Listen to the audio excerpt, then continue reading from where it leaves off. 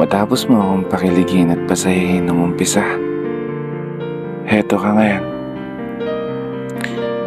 Iiwan mo rin pala akong mag-isa. Sana talaga nalaman ko ng mas maaga pa, para hindi na ako umasa. Para hindi na ako mas lalong nangarap na kasama ka hanggang dulo. Pero ganun pa man, hindi ko pinagsisisihan na dumating ka sa buhay ko. Kasi kahit papaano, bitbit ko yung aral mula sa'yo. Aral na palagi kong babaunin sa puntong ito. Magiging okay din ako.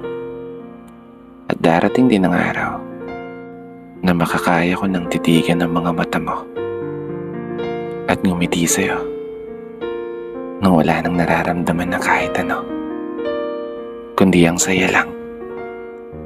Dahil sa wakas, nakalaya na rin ako sa sitwasyon na hindi ko naman talaga deserve.